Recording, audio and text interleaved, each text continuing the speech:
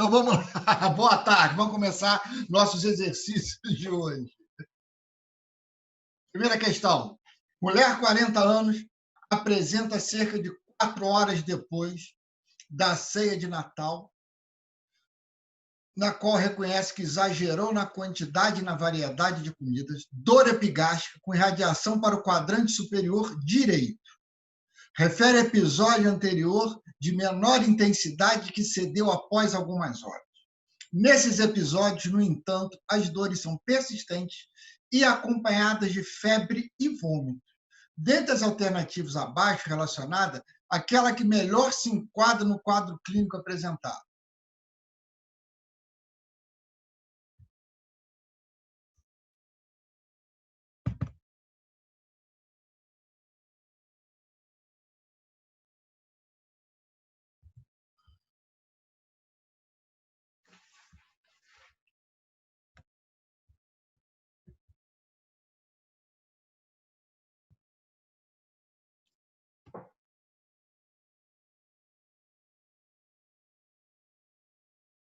Isso aí, muito bem, parabéns para todos.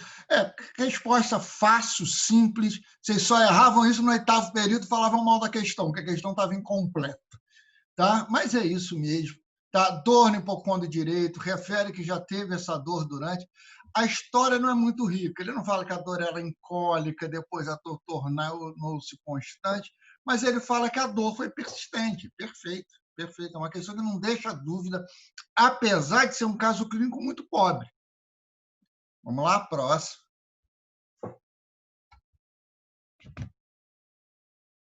Deixa eu ver se é essa mesmo. Homem no 9º DPO de ressecção intestinal por diverticulite complicada. Apresenta-se hipertermia em torno de 38, desconforto e dor no hemitórax direito, com irradiação para a região supracavicular do mesmo lado, ipsilateral do mesmo lado. Assinale a alternativa correta em relação ao diagnóstico. Colelitíase, abscesso pélvico, pancreatite, pneumotórax, abscesso subfrênico.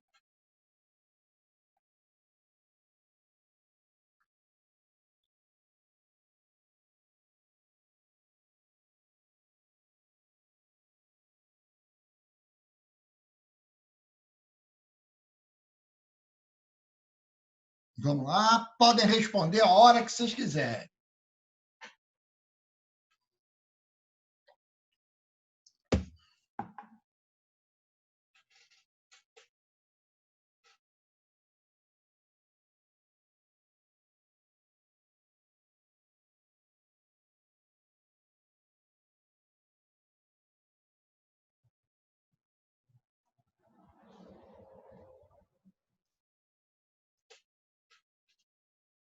E quais são os dados?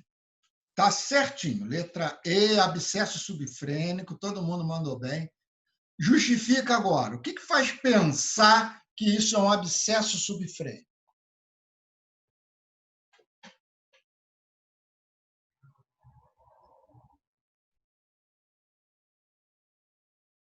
Quais são os dados que tem nesse caso clínico que fala para mim que isso é um abscesso subfrênico?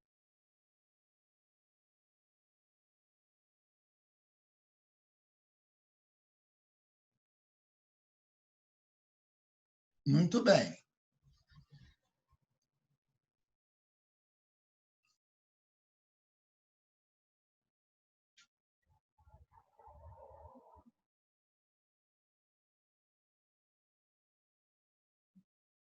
Ótimo. A característica da dor fala a favor. Mas o quê? Qual o dado que a gente tem?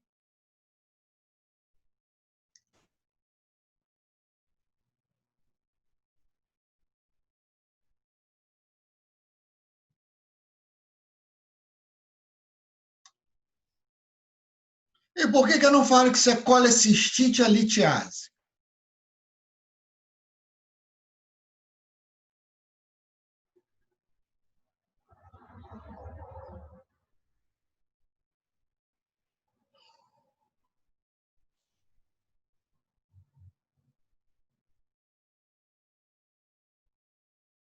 Hein?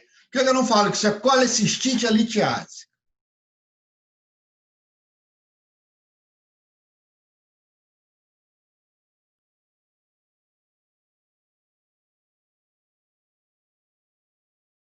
Pensei nisso, mas não tinha opção, tu viu? Muito bem. Por isso que não entrou ali também, porque ele deixa, mas tem que ter mais alguns dados. O que que faz ter colecistite aguda alitiásica pode ser pós-operatório? Alitiásica. O que que faz uma pessoa ter colecistite aguda litiásica? Qual é o paciente? Qual é a clínica clássica?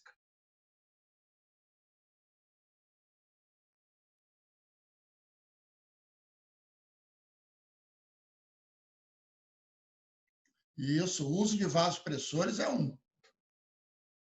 Muito bem, paciente crítico, paciente no ITI. O paciente faz colecistite litiásica por hipofluxo. É isquemia e necrose da parede. Essa que é a teoria, não tem cálculo. Então, o paciente fica hipotenso, vasoconstricção de Planck. Eu não falo aí que o paciente está grave, que o paciente está hipotenso prolongado. Posso colocar, toma amina vasoativa, igual vocês escreveram aí. Não tem isso para a gente pensar. Aí ele está no 9º dia. Começou, vamos esquecer da clínica, só fala assim, no 9º dia ele começou com febre 38. Quais são as causas?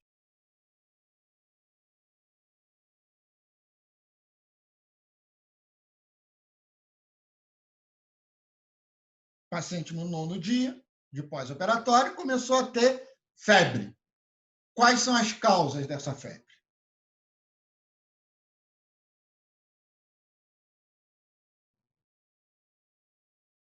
Nada. Infecção da ferida operatória. Muito bem. Primeira causa. 5 causas eu quero. Primeira causa, infecção da ferida. Outra.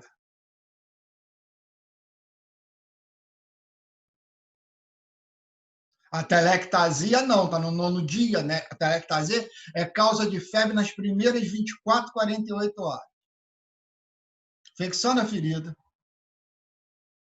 Isso, vamos lá. Infecção urinária, pneumonia, faltam 2. Peritonite, a quarta. Isso mesmo. Não é associada a catéter, né? É vascular, que chama isso. Então, primeiro, infecção da ferida.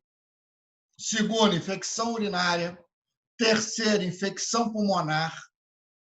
Quarto, vascular, que é trombose venosa profunda e febre associada a catéter. Quinto, infecção intracavitária. É a última causa. Fiz questão de salientar isso, porque ele te dá um caso que a resposta é a quinta causa. Entendeu? E a gente sempre acha que é a principal. Então, é uma cirurgia infectada e o paciente fez uma complicação. Essa complicação é inerente do procedimento. Se fez antibiótico, se não fez antibiótico, guardem isso. O antibiótico não muda a taxa de infecção intracavitária. Muito bem, vamos à próxima. Sobre pancreatite.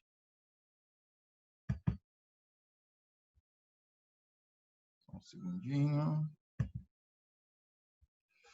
Em relação aos critérios que influenciam no prognóstico da pancreatite na avaliação inicial, assinale a incorreta e tem que justificar, hein? Só um segundinho, enquanto vocês pensam aí, podem ir escrevendo.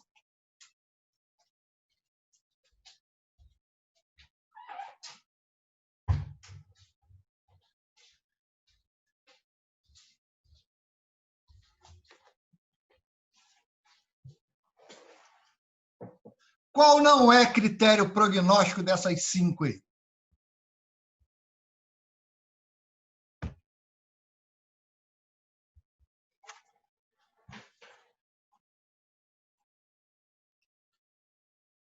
C, temos uma resposta. Quem dá mais?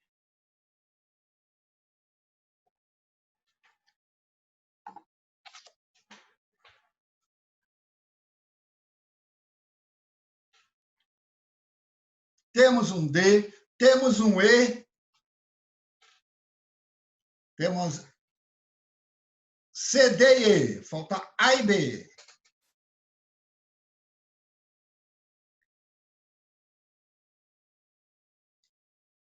Eu dei essa aula para vocês no Zoom tem pouco tempo, hein?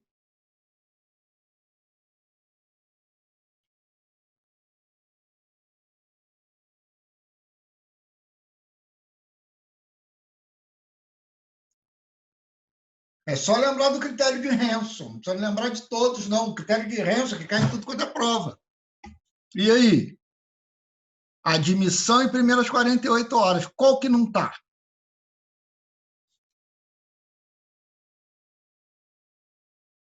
Muito bem. Resposta letra C. A amilase não faz parte do critério de Hanson. Agora, a amilase é critério diagnóstico, não prognóstico. Por que a amilase não entra em nenhum critério prognóstico? Se, óbvio, se o cara tem pancreatite, a amilase vai elevar. Por que eu não ponho a amilase acima de 10.000 é critério de mau prognóstico? Por que a amilase não entra? Agora eu quero ver quem vai me responder isso. E aí? Quem consegue justificar por que a amilase não é critério prognóstico? Dei aula de amilase para você. Ninguém assistiu minha aula de amilase, nem foi no Zoom ver depois, hein? Que absurdo.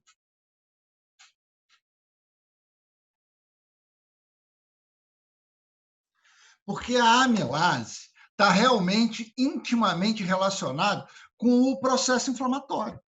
Mas eu lembro que eu tenho a pancreatite aguda, que é aquela que o paciente teve um episódio agudo inflamatório do pâncreas. Eu tenho a pancreatite crônica. Pancreatite crônica, principal etiologia é o álcool. Ele causa tampões saponáceos em todos os canalículos pancreáticos e fica fazendo microobstrução. Por isso que tem aquela imagem pingo de vela do cálcio. Ela vai destruindo lenta e progressivamente o pâncreas. Então, a clínica do paciente com pancreatite por álcool é uma disfunção crônica do pâncreas, que é a pancreatite crônica, que caracteriza por esteatorreia, porque diminui as enzimas proteolíticas, ele não absorve proteína e gordura, perde nas fezes. Perda de peso, porque ele não absorve gordura e proteína, então ele vai emagrecer. E dor crônica. Então, isso é a clínica da pancreatite crônica. Agora, imagina esse paciente que já tem uma disfunção crônica do pâncreas, agudiza, faz uma pancreatite crônica agudizada. A amilase aumenta, mas não aumenta muito, porque ele já tem disfunção crônica do pâncreas. Aí ele não parou de beber, continuou bebendo. 6 meses depois, ele fez outra pancreatite aguda, que tratou e ficou. Depois, ele fez outra pancreatite e vai fazendo. Quando ele fizer a 6ª pancreatite aguda, ele faz uma pancreatite com 7 pontos no Hanson, aí você dosa a amilase dele. O normal da amilase é 150. Aí veio amilase 195. Ué, o cara está com pancreatite, a pancreatite é grave e a amilase está pouco aumentada. Está pouco aumentado porque ele já tem uma disfunção tão grande do pâncreas que ele pode fazer pancreatite grave e a amilase não está muito aumentada. Sim, aumento de triglicerídeo também é causa de pancreatite crônica. Então, é isso. Então, ele pode ter pancreatite grave com disfunção do meu parênquima. Então, a amilase ou aumenta pouco ou aumenta muito. E eu não posso falar, se a amilase aumenta pouco, é critério de mau prognóstico. Por isso que a amilase não é critério prognóstico, é critério diagnóstico. Poucas patologias têm íntima relação com um exame só. E no caso da pancreatite, a amilase. Mais uma vez, lipase só serve se eu tiver amilase elevada. Tem gente que dosa a amilase está baixa. Vamos usar lipase, que é mais específica. Lipase não é mais específica. A diferença é o tempo de evolução. A amilase começa a aumentar no momento que faz pancreatite. A lipase começa a aumentar a partir de 72 horas e 7 dias. Essa é a diferença. Foi? Próxima questão.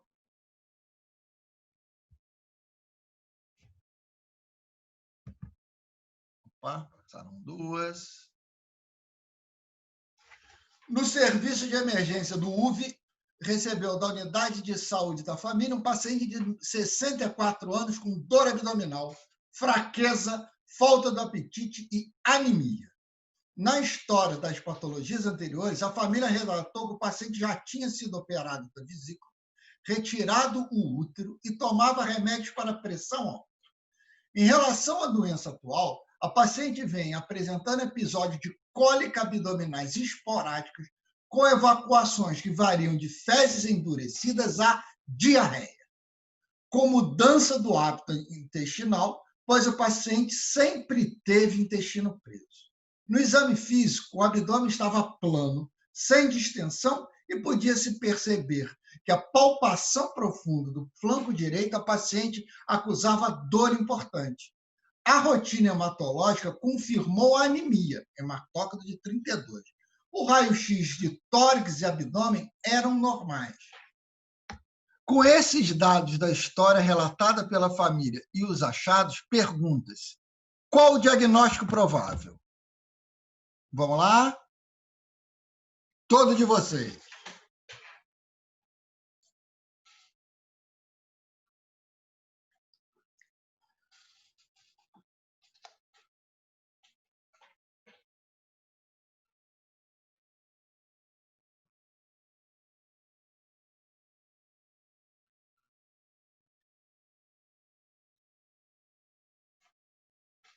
Muito bem, resposta realmente neoplasia de colo direito.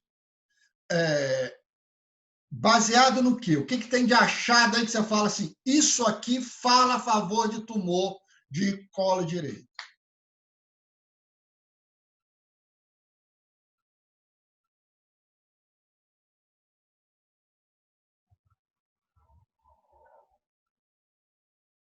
O que tem aí na história clínica e no exame físico que me fala a favor de tumor de colo direito?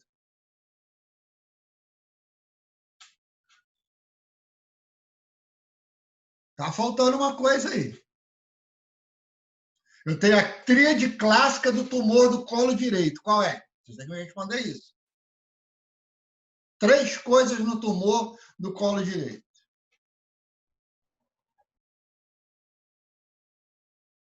Isso, alterna diarreia. Tem uma aí já. Outra.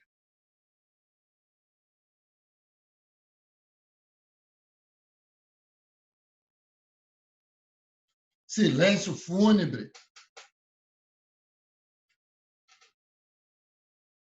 Anemia e massa palpável. Muito bem, essa é a tríade clássica do tumor de colo direito. Lembra, o tumor do colo direito em relação ao tumor do colo esquerdo, o tumor direito cresce para fora da luz e o tumor esquerdo para dentro da luz. Clínica do tumor esquerdo é sangue vivo, que ele cresce para dentro da luz e lesa a mucosa, e obstrução intestinal. Do lado direito, ele cresce para fora, massa palpável.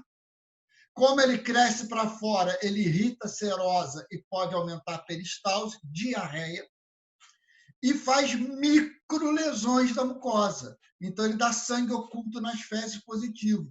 Por isso que dá anemia. Por isso que idoso com anemia tem que tomar cuidado. Tem que pensar em tumor do colo direito. Então, isso é um dado importante também. Perfeito. Deixa eu ver uma pergunta aqui. Não. Vou voltar aqui, só mais uma coisa. Ele fala que por que vocês descartaram apendicite com tamanha propriedade? Lembra que apendicite no idoso pode ter um quadro mais arrastado, mais insidioso. Tem que tomar cuidado com isso.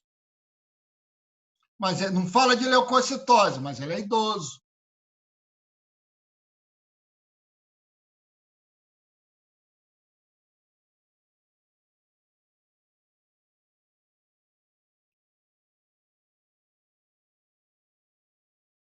Opa, altera. Apendicite dá constipação e pode até eventualmente dar diarreia, mas diarreia dá nos extremos de idade, ou seja, criança e idoso. Apendicite não justifica anemia e nem tem relação. E se ele tem anemia crônica, por qualquer outro motivo, tem 64 anos e não quer mais comer?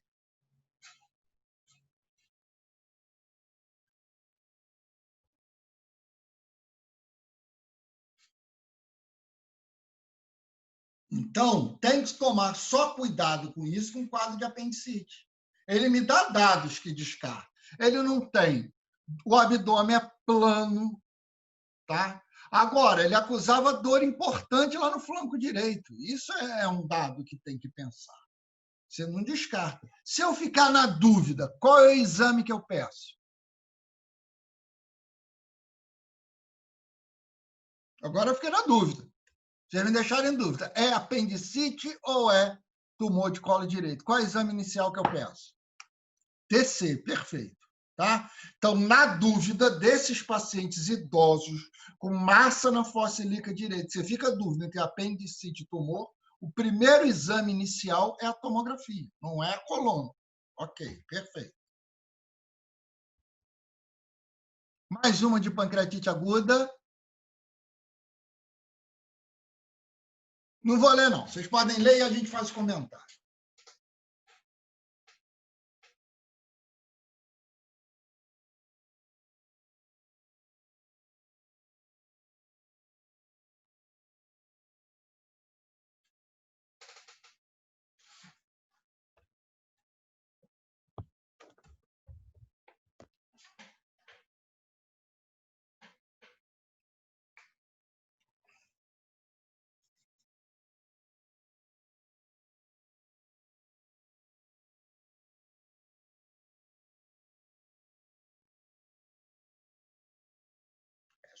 Essa é mais difícil. Quero ver se vocês responder com essa propriedade toda que vocês respondem. Por isso que eu não quero nem ler para me induzir.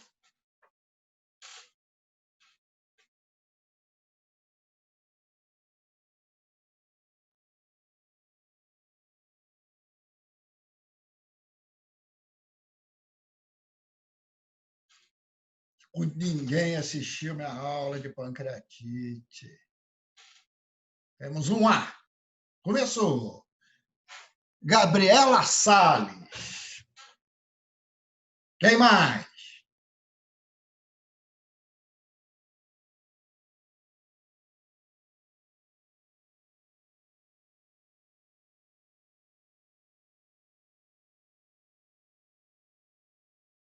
A Aline respondeu também. Apareceu um dado aqui.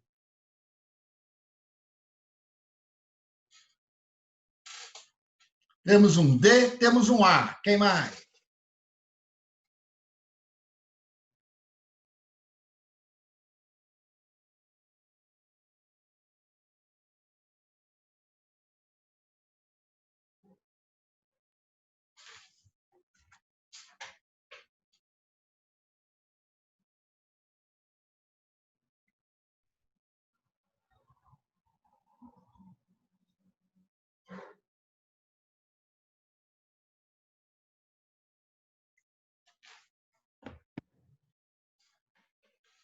Apareceu um B. Muito bem. Vamos lá. Temos A, temos B, temos D.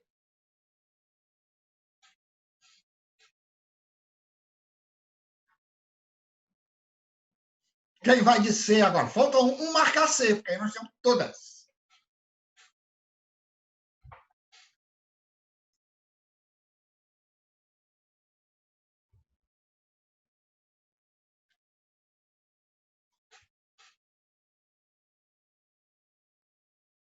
Então, vamos lá. Apareceu mais um A aqui. Então, temos que lembrar de algumas coisas. A pancreatite, quando ela se instala, ela faz um processo inflamatório agudo e o paciente faz a fase toxêmica. A fase toxêmica dura em torno de uma semana e a clínica dela é de resposta inflamatória sistêmica. Quando ele sai dessa fase de uma semana, a partir do 14º dia, se tiver necrose, essa necrose vai infectar. Então, eu tenho duas fases a minha pancreatite bem clara. Eu tenho uma fase toxêmica e uma fase infecciosa. A fase toxêmica ocorre na primeira semana.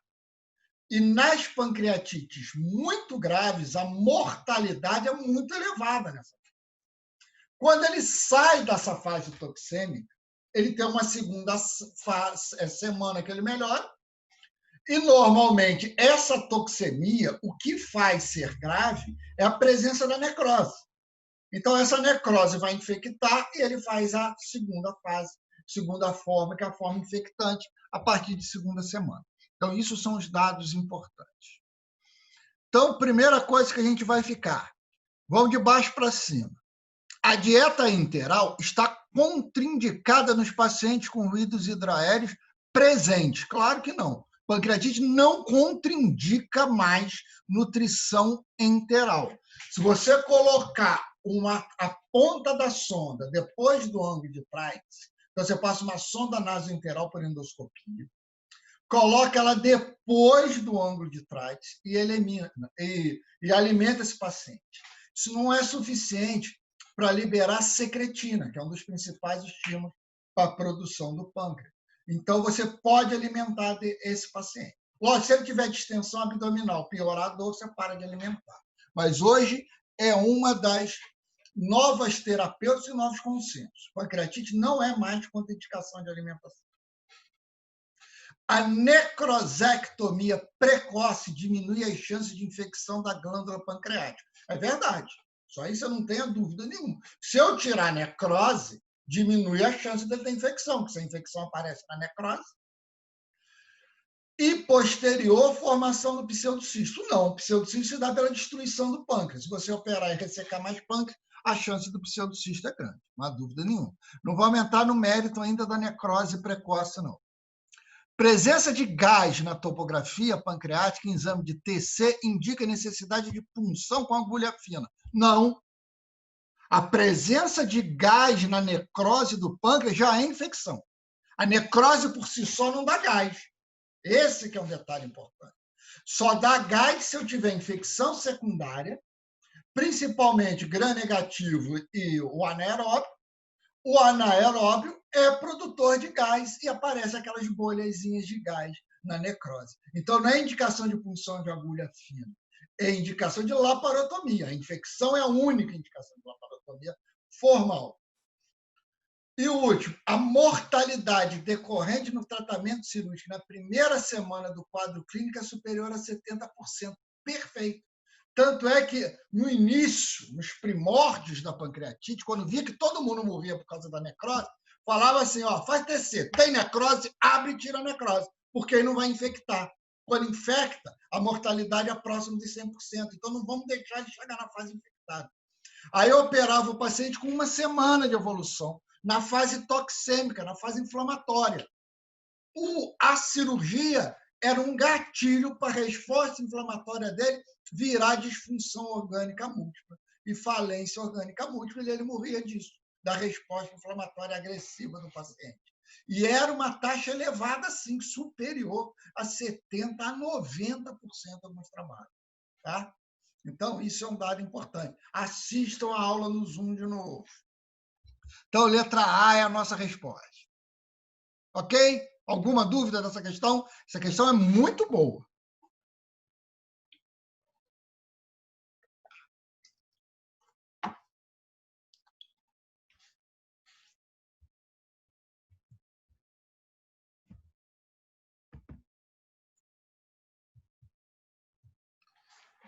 Próxima questão.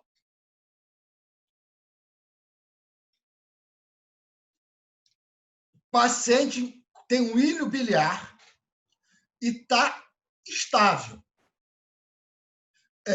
Aí você resolveu operar.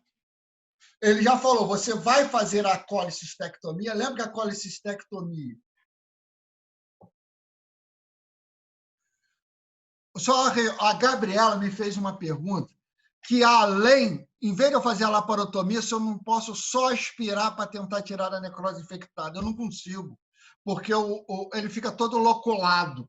Então, eu não consigo uma via de acesso no reto peritônio para fazer essa punção. A ideia seria ótima se fosse localizado. Se você tiver um abscesso localizado ou uma necrose liquefeita localizada, você pode tentar punção.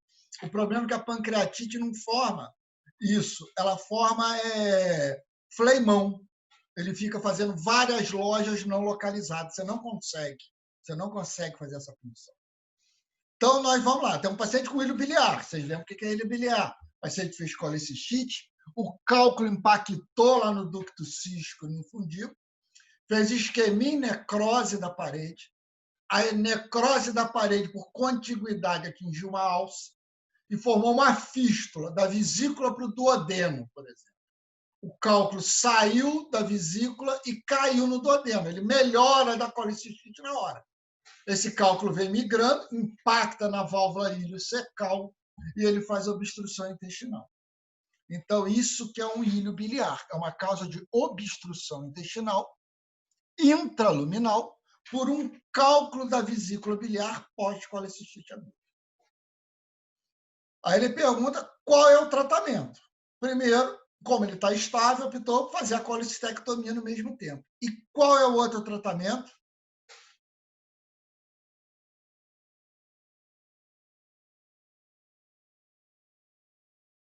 Letra B, você vai abrir, tirar o cálculo, isso até é muito fácil, né? Enterotomia e reparo da fístula, não há dúvida nenhuma. Muito bem. Por enquanto, vocês estão tirando 9 na prova. Qual a melhor opção de exame pode ser indicado para confirmar o diagnóstico? O paciente tem ilho biliar, eu suspeito. Qual é o exame que eu vou fazer que fala assim, isso é ilho biliar? Veja bem, eu tenho a clínica, o paciente teve colecistite aguda, 3 dias depois ele melhorou espontâneo da colecistite aguda, e agora o paciente começou com um quadro de obstrução intestinal. Aí eu pensei, isso é ilho biliar.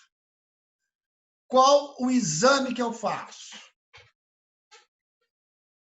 E o que todo mundo botou B? Caiu a nota para 8,5. Muito bem, também não. C, muito menos.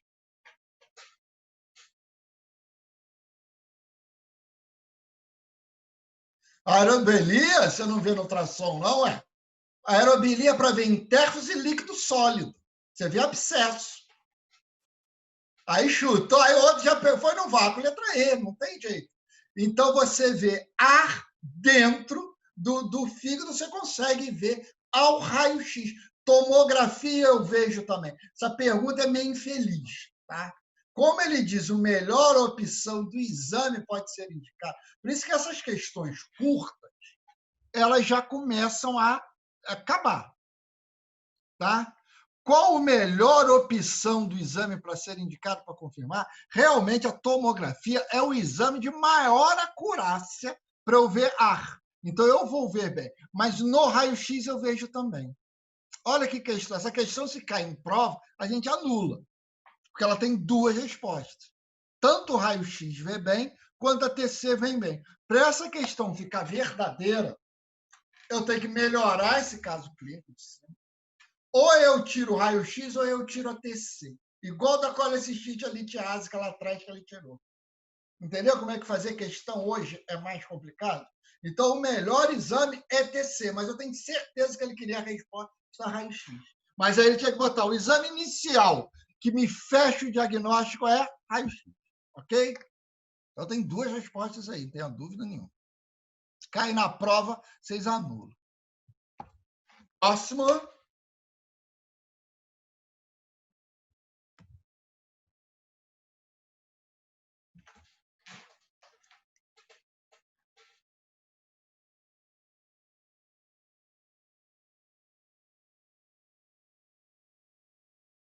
Paciente, 58 anos, foi no ambulatório de clínica com quadro de dor no hipocôndrio direito, principalmente quando inspirava profundamente.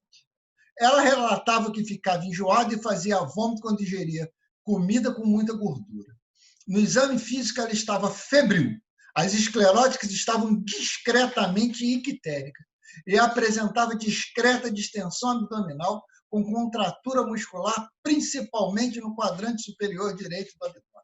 O exame de sangue apresentava moderada leucocitose, transaminases e amilases normais. Qual o diagnóstico etiológico provável? Agora eu quero ver.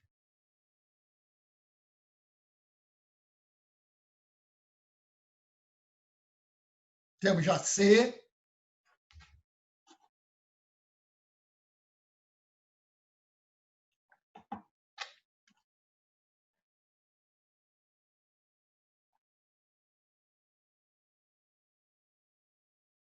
Quem na mata tem 2 Cs por enquanto.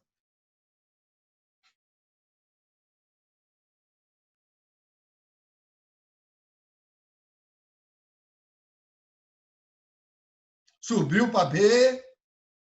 Rasurou, tá errado, hein? B. B.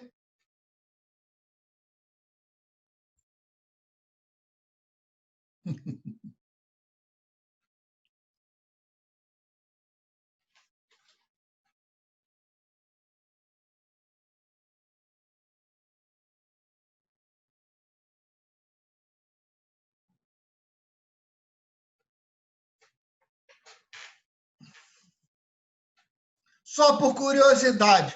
E a febre?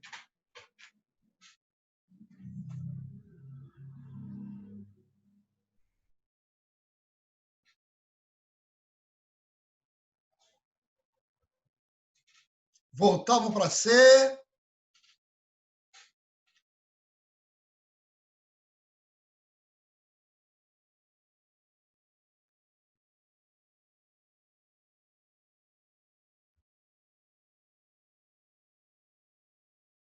Ah, não está grávida. Achei que ela estava grávida, está grávida. Não. C. Olha que questão difícil, hein?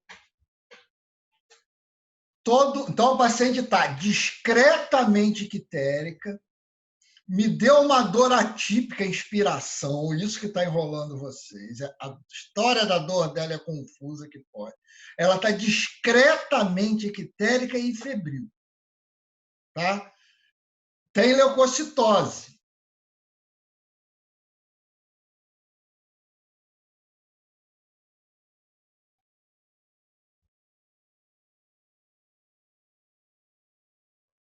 Bom, apendicite aguda foi embora. Pode dar icterícia por hemólise, mas tem que estar séptica fulminada. Não está. Coledocolitíase e colecistite. Pancreatite, amilase normal. Morreu nossa pancreatite. E úlcera péptica perfurada, pode, para ela ter icterícia, também é sepse tardia. Ela tinha que estar com o abdômen tábua. Ela não tem abdômen tábua. A dor é no quadrante superior direito. Ficamos entre coledocolitíase e colecistite aguda. Perfeito. Todo mundo ficou entre a B e a C. E agora a gente tem que justificar. Primeiro, colecistite aguda dá icterícia? Pergunta.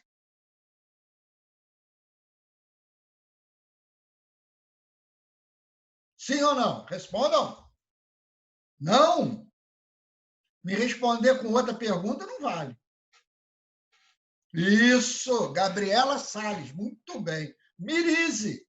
A vesícula aumenta de tamanho, comprime e dificulta. Vai dar icterícia leve, que é o que ela tem.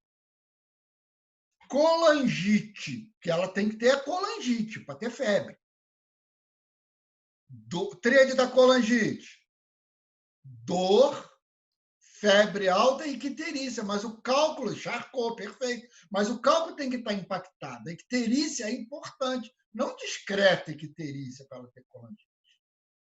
Se ela não tivesse febre, eu até podia pensar em coledocolitíase. Mas ela está febril para ser coledocolitíase, que não tem, é colangite, tanto é que não tem colangite ali. Tá? Então, a resposta é colecistite aguda. Por que ela está ictérica? Síndrome de Miris. Entenderam? Para ela estar colangite, para paciente ter colangite, o cálculo tem que estar impactado lá embaixo. Então, a icterícia é importante. Não é discretamente ictérica. Discretamente ictérica está descendo mais bile do que ficando represada. Então, ela não vai ter colangite. Tudo bem? Então, o pulo d'água ali era o 38,2. E a dor serviu para confundir todo mundo, que foi a intenção de quem fez essa questão.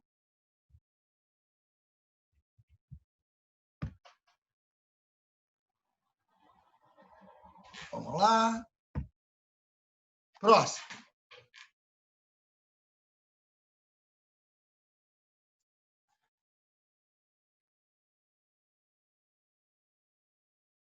Aí, já.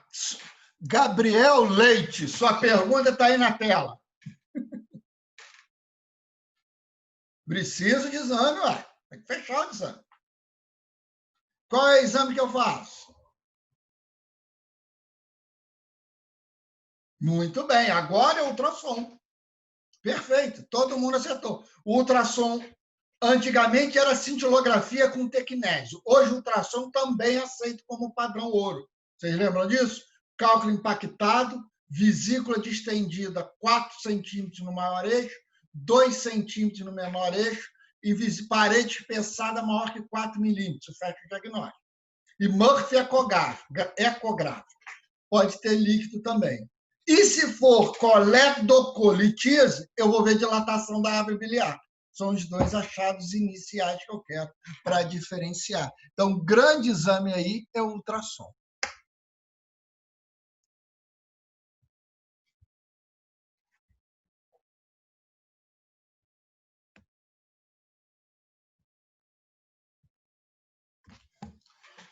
Paciente 48 anos, asa 2, hipertenso, controlado e uso de inibidor de ECA, foi submetido a colecistectomia convencional sem intercorrência.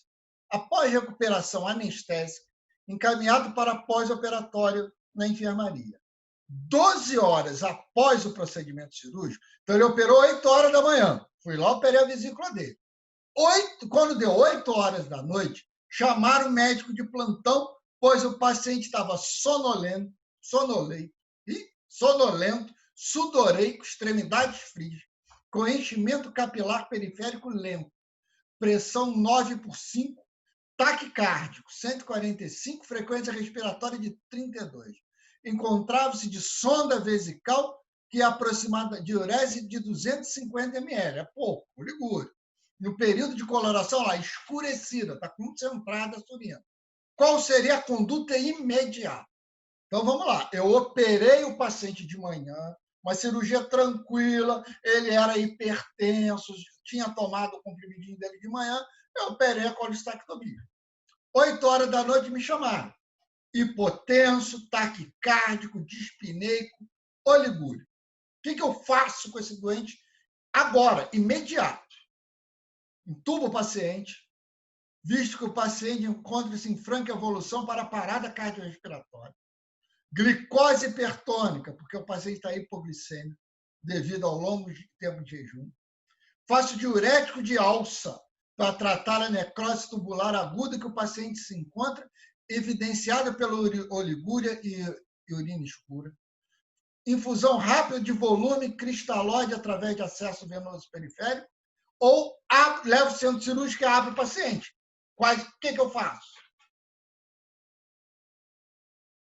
Muito bem, doutor Nilson está orgulhoso de todo mundo, tá? É o ABCDE, o da intubação, tá? Se realmente ele tivesse evoluindo para parada cardiorrespiratória por hipoxemia, fosse franca, a gente pensava nisso. Quando que a gente tem a frequência cardíaca acima de 150, respiratória acima de 40, isso aí são critérios, falta uma pressão arterial de O2 menor que 60. Eu não tenho isso, eu não tenho dados para falar que ele vai evoluir para parada. A princípio, ele tem hipovolemia. Essa hipovolemia pode ser porque o paciente é hipertenso, foi pouco hidratado, então pode ser até sangramento, não tem problema nenhum. Mas agora o doutor Nilson ficou orgulhoso de vocês. É igual trauma. Qual é a conduta inicial no paciente com hipotensão? Repor volume, não importa qual é a causa. Entendeu? Ele está infartando, agora você vai repor volume, ele está hipotenso. Então, acesso venoso, cristalóide e acesso periférico. Ponto, perfeito, letra D de dado. Doutor Nilson está feliz com vocês agora.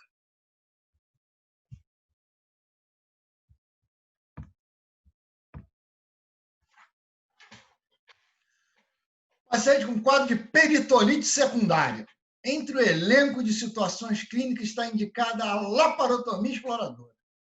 Que situação não constitui indicação absoluta para realizar a laparotomia? Vocês sabem que a peritonite tem 3 tipos: primária, secundária e terciária. Primária é uma doença primária do peritônio. é comum. Sempre para ter peritonite, eu tenho que substrato anatômico, tá? Mas é uma secundária. Secundária é uma doença inflamatória infecciosa de dentro da barriga. Apendicite, colecistite, pancreatite, infarto mesentérico. Primária é uma doença primária do peritônio, que é comum em pacientes que têm ascite. Exemplo, cirrótico, insuficiência renal crônica. Os dois têm ascite. E terciária é uma resposta inflamatória do peritônio. Você trata a peritonite secundária, ele fica bom da apendicite, da colecistite, mas o processo inflamatório do peritônio é perpetuado. Normalmente eles cursam com insuficiência renal, insuficiência pulmonar, hemorragia digestiva, faz parte das disfunções orgânicas múltiplas e é sinal de mau prognóstico, ok? Resposta dessa aí. Qual é dessas aí que realmente eu não preciso operar?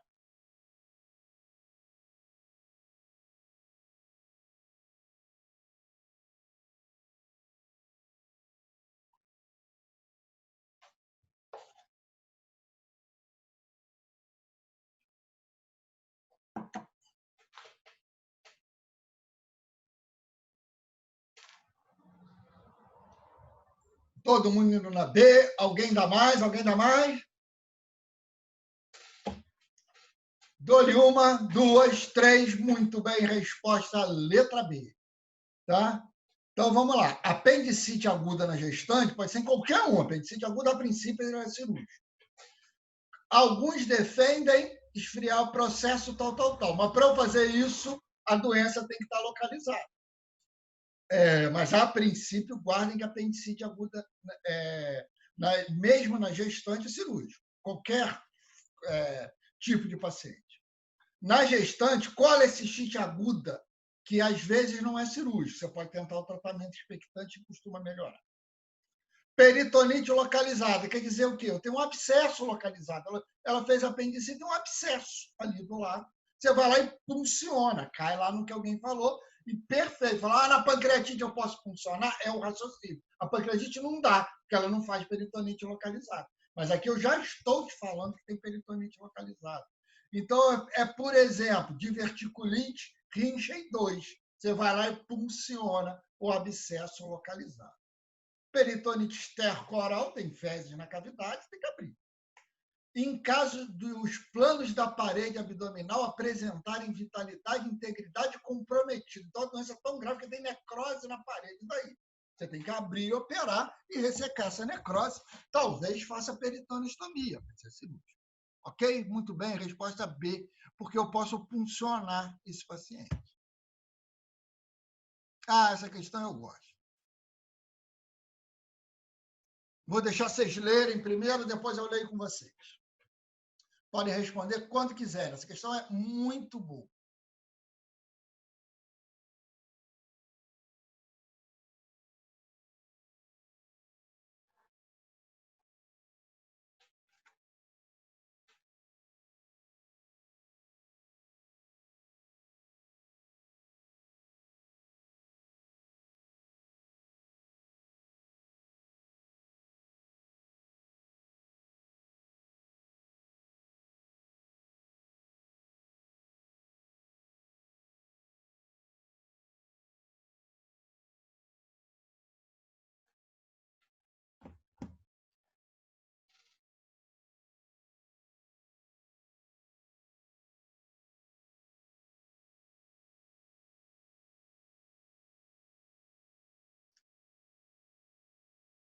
Podem responder.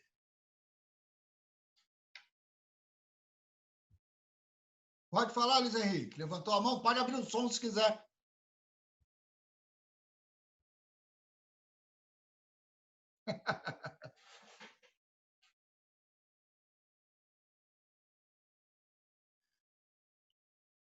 B ou C, Luiz Henrique? Pode marcar duas, não. Você tem que escolher.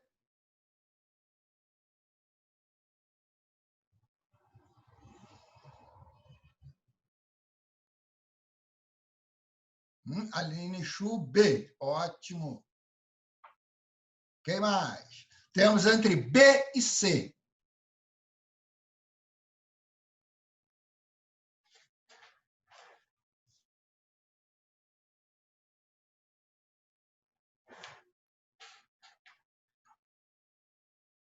Quem dá mais? Quem dá mais? Essa também dei aula, isso aí, ó, uso racional de antibiótico. A primeira aula tem lá no YouTube. Assistam a aula também.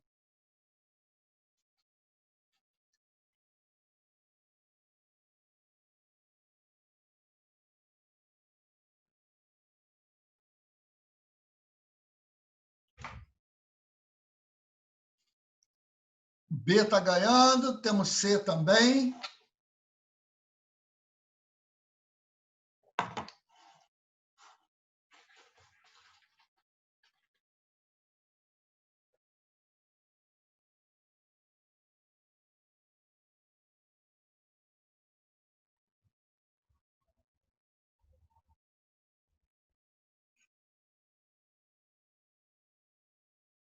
Então, vamos lá. Paciente, 45 anos, diabético tipo 1, foi submetido a amputação do membro inferior esquerdo a nível do terço médio da coxa, que é o mais comum. Normalmente, esses pacientes diabéticos que têm microangiopatia, quando ele evolui para macroangiopatia, a doença básica é na bifurcação das ilíacas, ali no canal de Hunter, ou seja, no oco poplíteo. Então, normalmente, ele faz obstrução ali, por isso que a amputação tem que ser na coxa. No 10º dia de pós-operatório, apresentava forte dor no coto amputado com sinal flogístico intenso. Então, você pensa, 10º dia, paciente diabético, fez uma amputação, infecção da ferida operatória.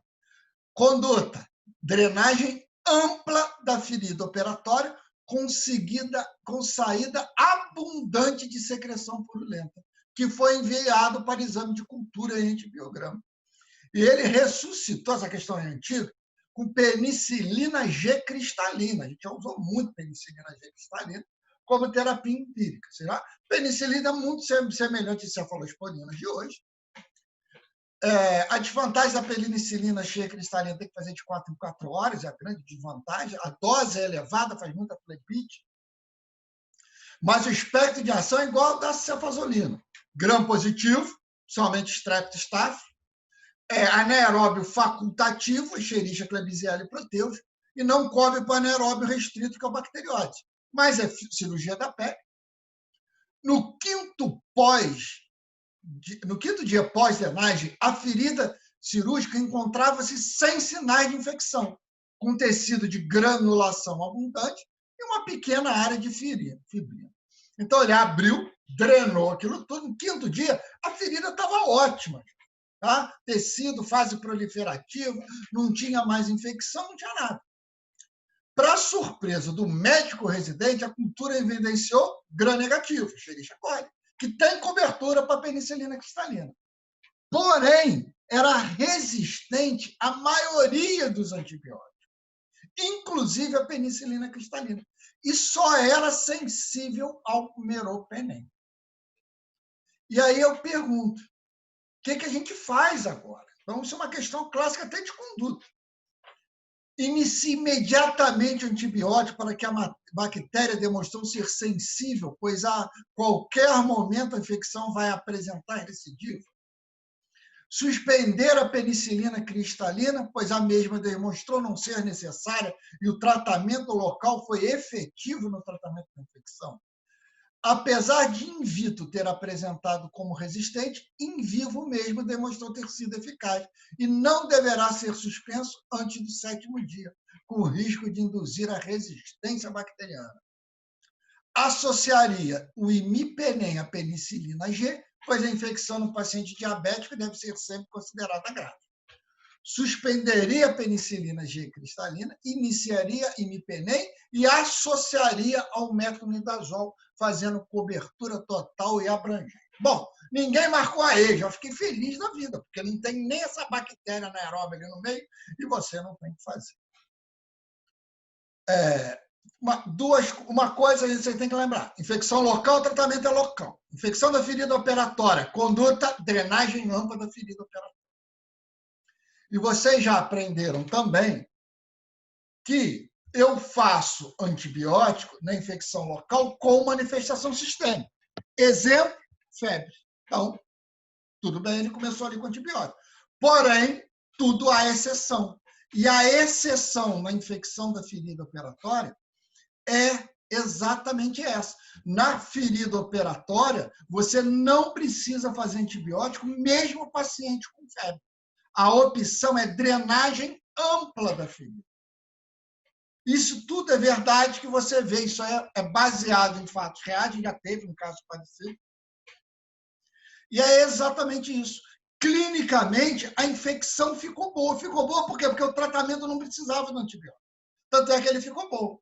Aí agora deu resistente. Mas ele está falando que a infecção está curada. Agora, se ele abre, não, a ferida ainda está com necrose, o paciente ainda está fazendo febre, está com hiperemia, ele ainda tem sinais de infecção, aí você começa com meropenem. Não há dúvida nenhuma disso. Ok? Entenderam? Então, isso é um ponto importante. Essa questão, tira uma foto da tela e levem para vocês. Vocês têm que ter isso aí para sempre. A maioria de vocês acertou. Achei muito interessante isso. Mesmo quem errou, falou do C. Isso pode acontecer, às vezes, in vitro, em vivo, mas não importa, não é essa. Você tem uma cultura falando que não é, então a resposta corretíssima é a letra B.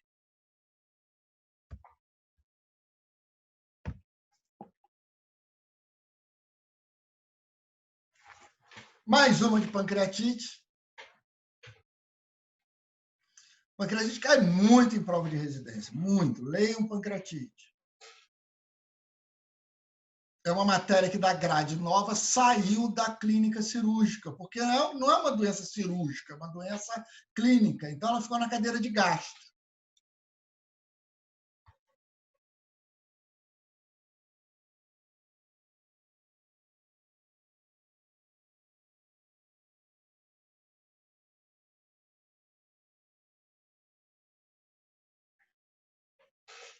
Temos B.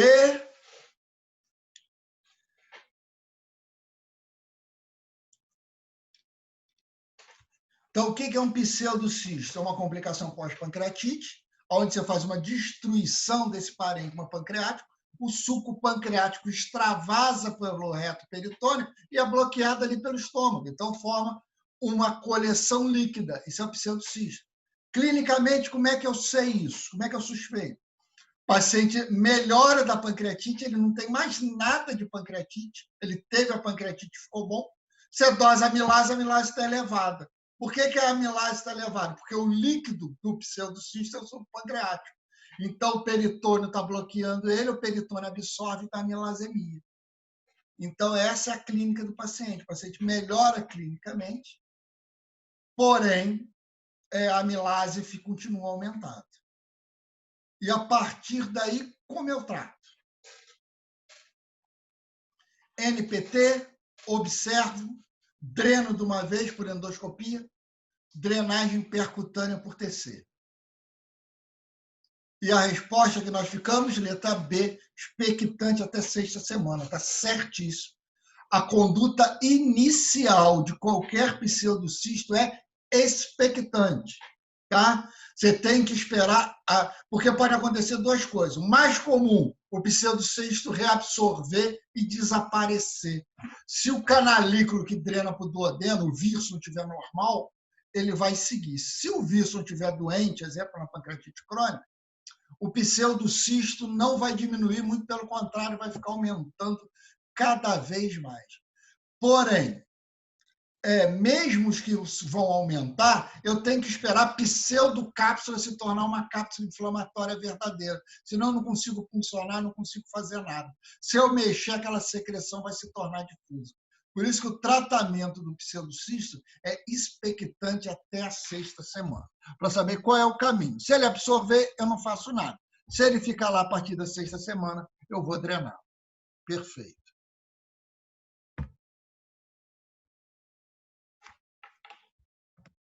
Essa também já foi uma questão clássica da clínica cirúrgica. Já está acabando as questões, então a gente já saiu um pouquinho do nosso abdômen agudo. Entrou um pouquinho de questão de hérnia, né?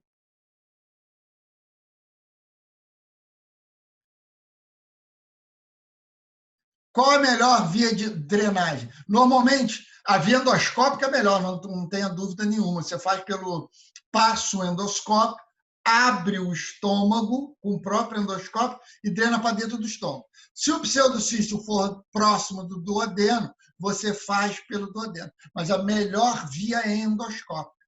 Por fazer por tomografia, punção vai recidivar. Tá? A segunda via de acesso é a laparotômica. Você abre a barriga do paciente e faz a drenagem cirúrgica para um órgão. Você tem que marsupializar, você tem que drenar o pseudocisto para dentro do órgão. A melhor via é endoscópica, não há dúvida nenhuma. Ok? Quando quiserem responder essa aí, fiquem à vontade.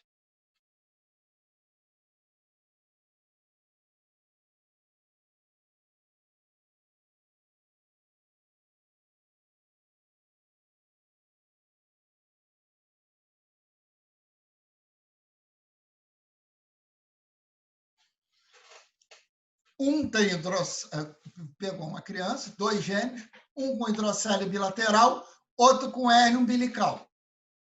O que eu faço com isso?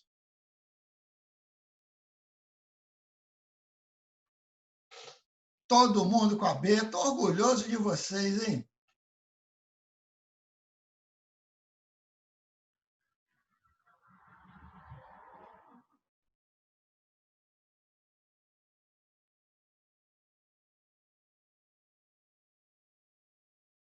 Então, está perfeito. Resposta correta de todos.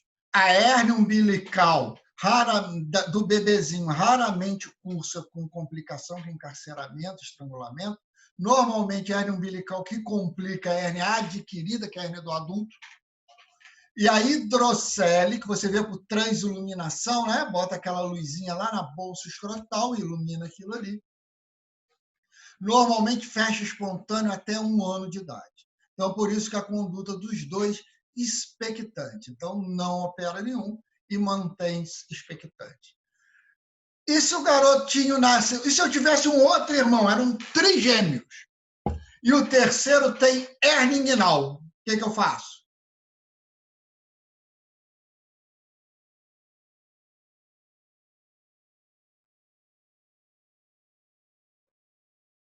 Cirúrgico. Muito bem, cirúrgico. E do outro, perfeito. E é detalhe, é urgência. Até os 6 meses, 60% dessas crianças vão encarcerar. Até os 6 meses de idade. E 1/3 evolui para ressecção intestinal. Então, hérnia inguinal na criança é urgência, tem que operar logo. Perfeito, muito bem. Mais uma.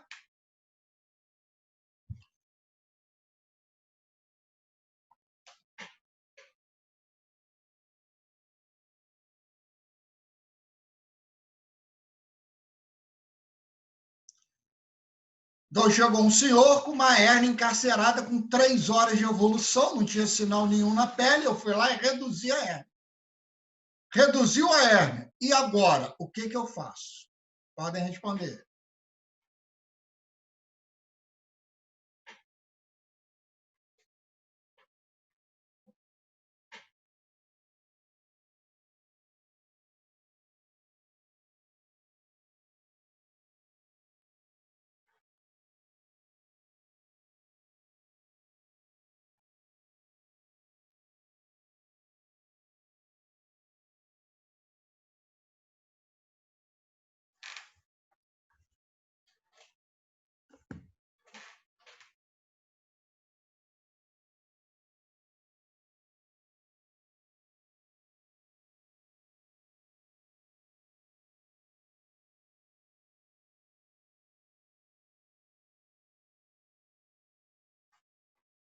Duas letras A, quem dá mais?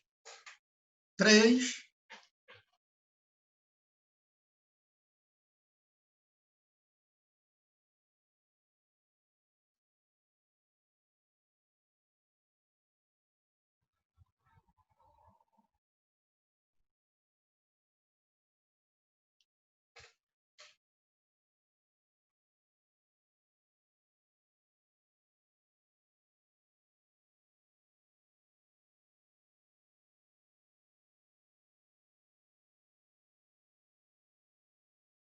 Isso aí, muito bem. Resposta hoje correta é a letra A. Sempre que o paciente tem uma hernia encarcerada e você reduziu, o ideal, interna esse paciente. Mesmo que ele reduziu, apesar realmente o tempo é bem pouco, mas ele já pode ter isquemia e necrose dessa alça. Pode acontecer. Então, eu tenho que observar esse paciente 48 horas. Se nesse intervalo o abdômen ficou flácido, não aconteceu nada, o ideal, já corrige essa hérnia para ela não encarcerar de novo. Se ela encarcerou uma vez, tem muita chance de encarcerar novamente, tá? Na mesma internação. Perfeito. Muito bem. Próxima questão.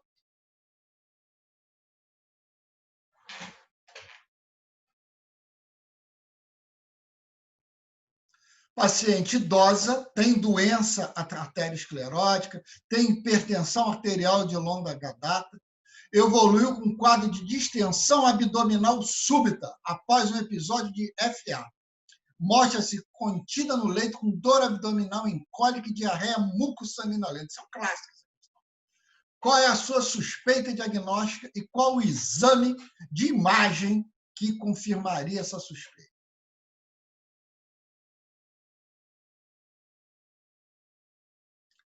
Quem errar, volta para o oitavo período. Né? Ganha uma passagem para o oitavo período de volta. Porque essa questão é muito clássica, não podem errar mais essa questão.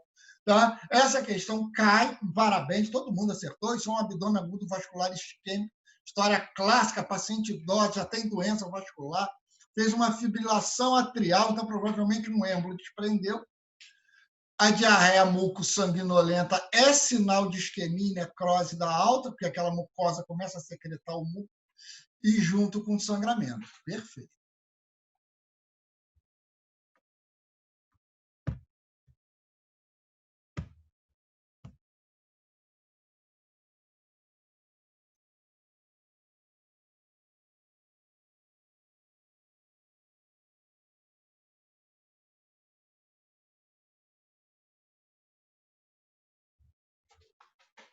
Próxima questão.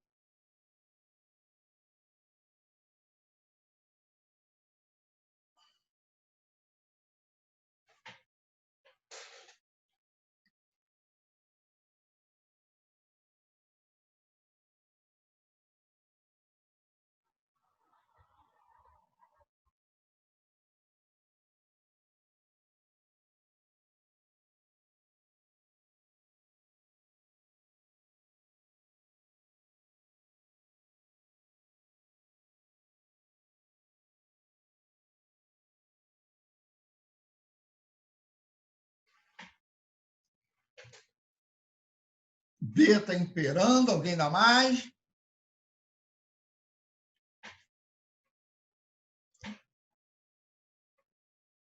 Muito bem. Tá? Isso aí tem que iluminar. Um paciente com doença vascular, já teve doença do coronário, provavelmente isso é doença abdominal. Agora, uma pergunta: qual é a diferença desse paciente para o paciente de trás, da questão anterior? A questão anterior era um infarto mesentérico clássico. Esse paciente tem infarto mesentérico? O que esse paciente tem? Quem dá mais? Silêncio fúnebre. O que esse paciente tem? Ele está com infarto mesentérico? Muito bem, Aline. Isquemia mesentérica ou angina mesentérica. É igual a angina do coração. Ele não está com infarto, mas aquela alça dele está sofrendo de hipofluxo. Você faz uma angiografia mesentérica, avalia onde está esse grau de obstrução para realizar o tratamento. Seja medicamentoso, stent, bypass e assim vai.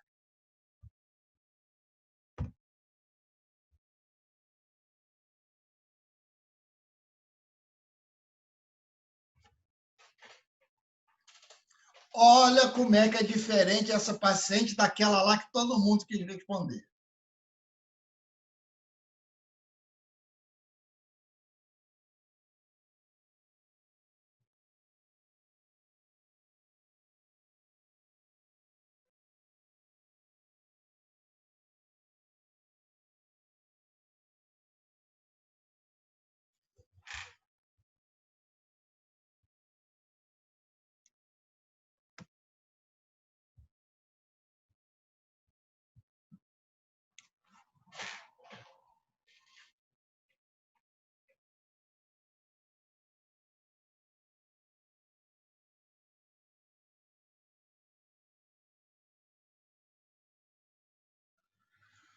Muito bem.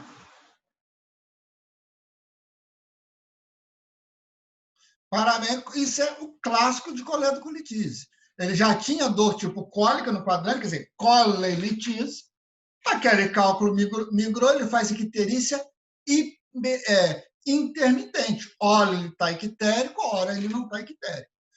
O câncer, tanto de hepatocolético quanto o câncer de pâncreas, os tumores periampulares, obstrui a icterícia dele só aumenta, é progressivo, ele fica muito ictérico. Ele não vai ter hora nenhuma que ele vai ficar anictérico. E a hepatite, eu tenho a forma anictérica e a forma ictérica. Eu não tenho forma hora ictérica e hora anictérica.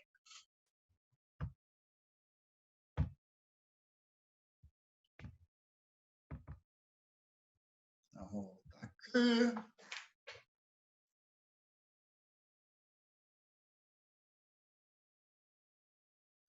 Então, essa é uma questão clássica também. Apesar de curta, essas questões curtas estão acabando. Falando do aparecimento dos sintomas no paciente. O que aparece primeiro que você tem que pensar? Qual é a ordem? Inclusive, essa ordem é tão importante que, se você não tiver essa ordem, o diagnóstico tem que ser repensado.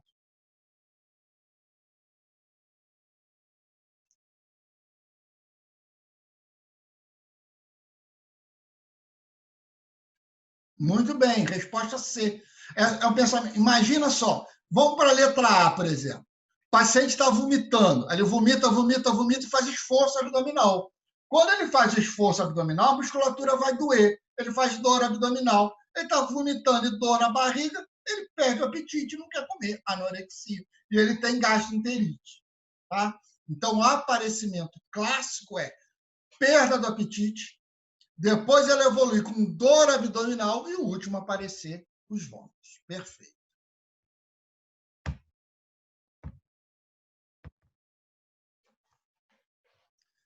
Isso é um clássico, a questão não cai mais em lugar nenhum da face da Terra.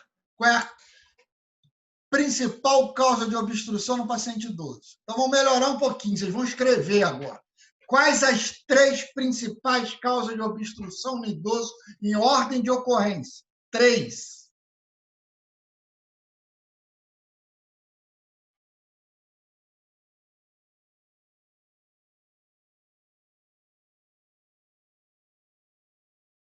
Aderência ao intestino delgado é paciente jovem? Não.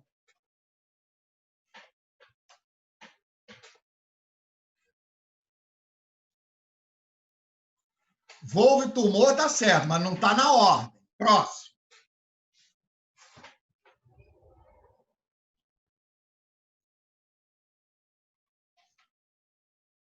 Aline, meio certo. Doença diverticular não dá obstrução intestinal. Mas está perto, está morno. Tumor e volvo, está certo, mas não está na ordem. Mas chegou muito mais próximo do que o Luiz Henrique. Isso, divertipói, muito bem. Gabriela acertou, mas não está na ordem.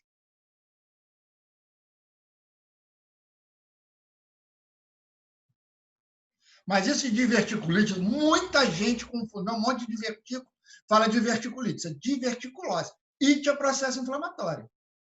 Principal causa, neoplasia. Segundo, pode até ser o volvo, vamos acertar. E o terceiro, estenose pós-diverticulite. Perfeito. Será que eles vão ficar muito fácil? Essa é boa, hein? O paciente já operou vesícula e ficou ictérico. Qual é a principal causa?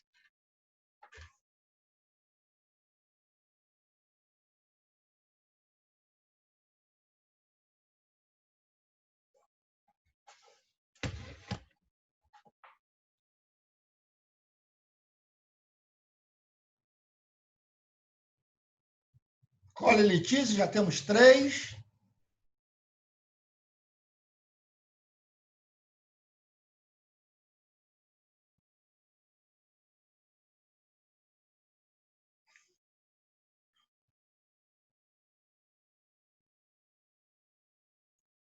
Ninguém mais vai responder?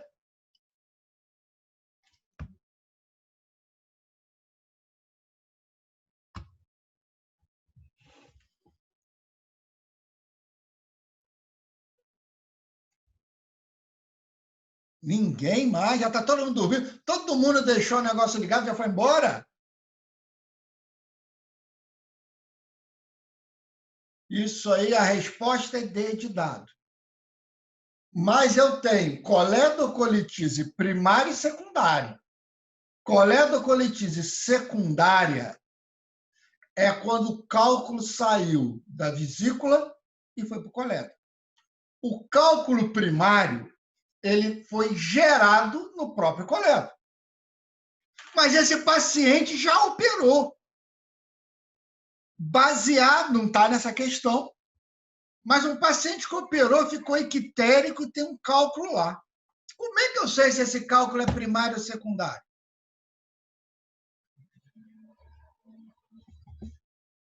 Tá vendo? Melhor que essa questão lusco-fusco aí. Como é que eu diferencio tipo de cálculo? Não. Não, não. Isso. Carla, parabéns. Tempo de evolução. Se o paciente fez icterícia e tem um cálculo lá com menos de 2 anos da cirurgia, a probabilidade de ser secundária é muito grande. Esse cálculo passou e ficou lá silencioso. Acima de 2 anos, eu tenho que pensar que esse cálculo foi formado lá, então é um cálculo primário. Muito bem. Parabéns, Carla. Ok? Espero que tenham gostado. Foram 22 questões, fizemos mais de 30 questões. Tá? Acabou que está na hora de acabar, está todo mundo dormindo aí, tem 5 respondendo. Semana que vem, trauma. Quero que vocês falem, leiam trauma, principalmente o mais importante de trauma é a abordagem inicial ao trauma. O que se faz na cirurgia não importa para vocês. Tá? Vocês têm que ter noções de algumas coisas, mas vocês não têm que saber quando que eu faço colectomia, quando que eu faço colostomia, quando que eu faço hepatectomia, quando que eu rafio o fígado, graus de lesão do fígado. Isso não importa para vocês. Tá? O que vocês têm que saber fazer bem é o atendimento inicial ao trauma. É aquele ABCDE e as condutas básicas em cada lesão daquela. É a aula do professor Nilson. Tá? Então, nas próximas 2 semanas, nós vamos discutir questões de trauma. Não é cenário. Cenário é professor Nilson. Nós vamos discutir questões que caem em prova de residência, que caem na prova do internato. Tá? São só questões. Agora, a presença de vocês. Obrigado pela presença de todo mundo. Tá? Estudem. Semana que vem, então, vamos discutir sobre trauma. Tchau para vocês, bom descanso, um abraço.